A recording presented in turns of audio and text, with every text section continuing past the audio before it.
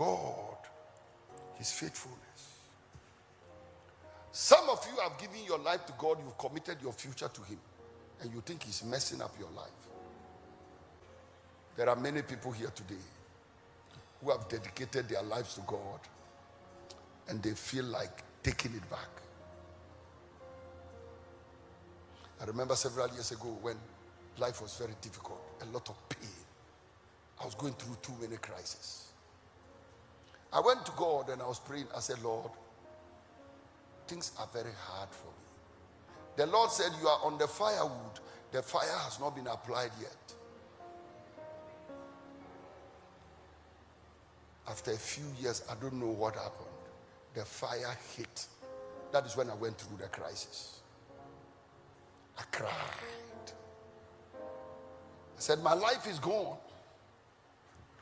A gentleman who used to be the ambassador of Ghana to, I think, one of the countries, Donald Adabere, I've forgotten the country he was ambassador to. So he came to the house and he sat down and said, Nsobe, my brother, where are you? I said, I'm here. He said, this thing that has happened to you is very painful.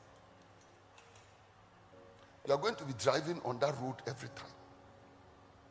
You are going to be seeing it. The pain will be too much. And you are in this same town.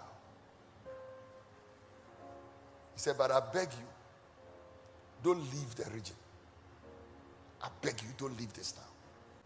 Also, I stayed there and cried for years. And I still cry. I still cry. Of course, when I travel to go and preach, my host normally, but for people like him, will forget I cry on the road I drive on. Recently, one of my friends came to visit Bolga, Dr. Lawrence Tete. And when I went and showed him something, we were driving to the city, he told me, he said, I want you to take me to the place where they buried your children. I told him, I said, Doc, I can't go there. If I go there, I will collapse. I will faint. I can't go there. It's the biggest pain I can never describe. He said he will go. So went and roamed around the school, and then he was going there. I said, you are on your own. He went. When he came to the house, we gave him food he couldn't eat. He wept and wept and wept. This was just about 4 weeks ago. So you can imagine what I've been carrying for years. But that is a price you pay for something you believe.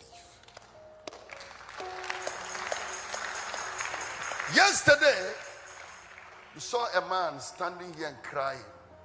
He said, my wife is dead. She's in the fridge. Man of God, tonight I'm preaching like this because some people have given something which is precious to God, and they feel like taking it back. Lord, I gave you my life. I'm taking it back. I gave you my life, righteousness. I can see my friends. They are fornicating all over the place. They are married. But look at me. No husband, no child. Lord, I'm taking my life back. Some came and sat in this church. They said they've dedicated their lives to God. They were with their friend. Their friend, like Oprah, has left the church and is doing well. Business is flourishing. They are sitting here. They are struggling. They are like, Lord, I want to take my life back. And sometimes you are in the church and you are giving offerings, giving offerings, giving offerings. Everything of yours is going down. The ones who rather don't give offering and they don't tithe, they are flourishing like the green bay tree.